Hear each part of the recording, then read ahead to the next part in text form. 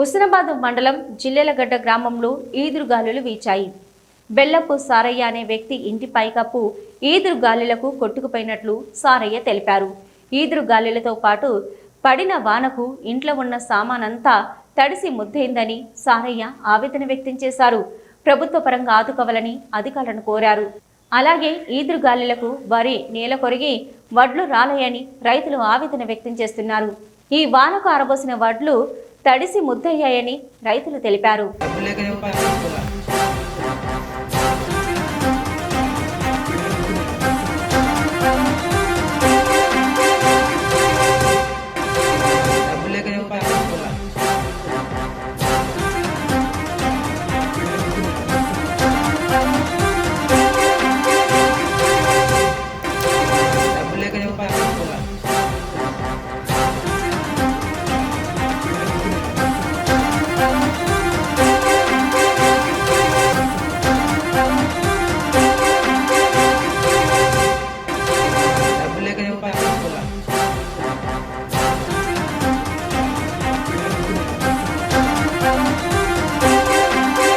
వచ్చింది గాలి వస్తుంటే ఇంట్లో అన్ని చదువుకుంటున్నా. నేను ఒకటేసారి లావట్టినా పెళ్ళి వచ్చి ఇక్కడ పడ్డ తలకాయకు నాకు.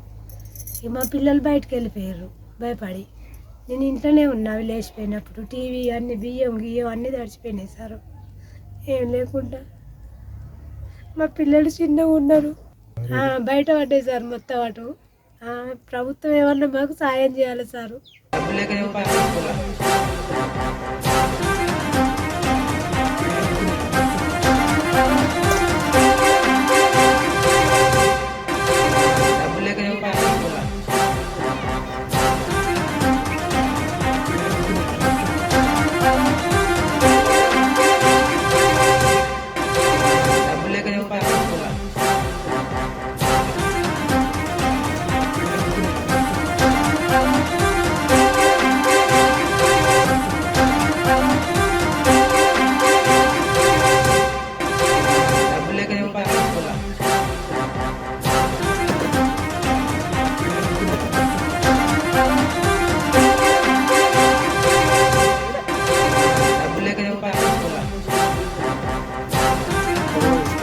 సార్ ఇంకోటి, ఇప్పుడు 67 సంవత్సరాలు ఉన్నా ఈ గాడుపు ఈ వడగాల గాడుపుని ఇంతవరకు చూడలే.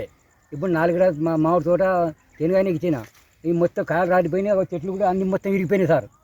ఇంతవరకు అయితే నేను చూడలే.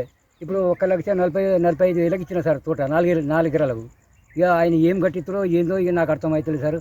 ఇక గవర్నమెంట్ నుంచి కొంచెం ఆదుకోవాలి సార్. నాకు 1,65,000 తీసుకున్నా 4 ఎకరాల తోట. ఆయనకు 65,000 అడ్వాన్స్ ఇచ్చిన. ₹1,00,000 ఇంక ఇవ్వాలి. తోటలో ఎదురుగాలతో బాగా మొత్తం రాలిపోయింది. 3 చెట్లు కూడా విరిగినాయి. ఇప్పుడు నాకు తెంపితే 15,000 కూలు కూడా వచ్చేటట్లేవు. ఇప్పుడు ఏరడానికే లేబర్కు మనిషి 200 ఇస్తే అత్తా అన్నారు. 10 మంది దాకా లేబర్ వచ్చి ₹2,000. కరీంనగర్ తీసుకపోతే టాటాస్కి ₹5,000 కిరాయి అంటారు. ₹5,000 కూడా వచ్చేటట్లేవు ఈ కాయని తీసుకపోతే. ఇప్పుడు ఆ సాయంకి ₹1,00,000 ఏంది ఆయన ముట్టుకొని ఇచ్చట్లేడు. ఆ పరిస్థితి ఘోరంగా ఉంది. నేను చిన్న వ్యాపారస్తుని. ఇప్పుడు నేను ఎట్లా బయటపడాలో నాకు అర్థం కావలేదు. గవర్నమెంట్ కొంచెం ఆదుకోవాలని. వర్షం చేయబట్టి ఇంత పరిచయం అయింది. అనుకోకుండా వచ్చింది.